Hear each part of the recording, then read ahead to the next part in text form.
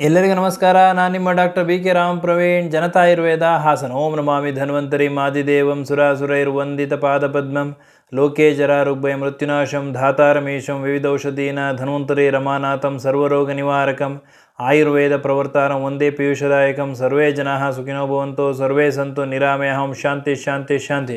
ವೀಕ್ಷಕರೇ, ಇತ್ತೀಚಿನ ದಿನಗಳಲ್ಲಿ ಅತಿ ಹೆಚ್ಚು ಜನರು ಅನುಭವಿಸ್ತಾ ಇರ್ತಕ್ಕಂಥ ಒಂದು ಸಮಸ್ಯೆ ಅಂತಂದರೆ ಅಸಿಡಿಟಿ, ಅಜೀರ್ಣ, ಗ್ಯಾಸ್ಟ್ರೈಟಿಸ್, ಆಮ್ಲಪಿತ್ತ, ಎದೆ ಉರಿ, ಹೊಟ್ಟೆ ಉರಿ, ಈ ಒಂದು ಸಮಸ್ಯೆಗಳನ್ನ ಹೆಚ್ಚು ಅನುಭವಿಸ್ತಾ ಇದ್ದಾರೆ.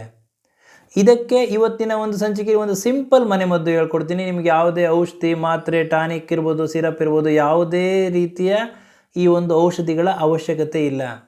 ಪ್ರತಿನಿತ್ಯ ನೀವು ಇದನ್ನು ಮಾಡೋದ್ರಿಂದ ನಿಮ್ಮ ಅಸಿಡಿಟಿ, ಗ್ಯಾಸ್ಟ್ರೈಟಿಸ್, ಆಮ್ಲಪಿತ್ತ ಸಮಸ್ಯೆ ನಿವಾರಣೆ ಆಗ್ತದೆ.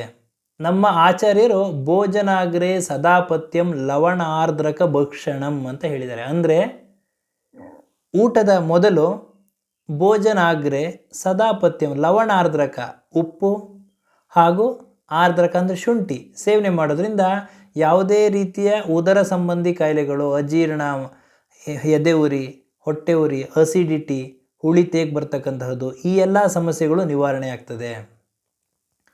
ಇದನ್ನು ಏನು ಮಾಡಬೇಕು ಅಂದರೆ ಪ್ರತಿನಿತ್ಯ ಮಧ್ಯಾಹ್ನದ ಊಟದ ಸಮಯದಲ್ಲಿ ಊಟಕ್ಕೆ ಮುಂಚೆ ಒಂದು ಚಿಟಿಕೆ ಉಪ್ಪು, ಒಂದು ಸ್ವಲ್ಪ ಉಪ್ಪಿಗೆ ಒಂದು ತುಂಡು ಶುಂಠಿ, ಎರಡನ್ನು ಚೆನ್ನಾಗಿ ಅಗಿದು ಆ ರಸವನ್ನು ಕುಡಿದು ಅದನ್ನು ಸೇವನೆ ಮಾಡಿ ನಂತರ ಒಂದು 10 ನಿಮಿಷ ಆದ ನಂತರ ನೀವು ಊಟ ಮಾಡೋದ್ರಿಂದ ನಿಮ್ಮ ಉದರ ಸಂಬಂಧಿ ಕಾಯಿಲೆಗಳು, ಅಸಿಡಿಟಿ, ಗ್ಯಾಸ್ ಪ್ರಾಬ್ಲಮ್, ಅಜೀರ್ಣ ಅಥವಾ ಈ ಒಂದು ಹೈಪರ್ ಅಸಿಡಿಟಿ, ಹುಳಿ ತೇಗ್ ಬರ್ತಕ್ಕಂಥದ್ದು, ಈ ಎಲ್ಲ ಸಮಸ್ಯೆಗಳು ನಿವಾರಣೆ ಆಗ್ತದೆ.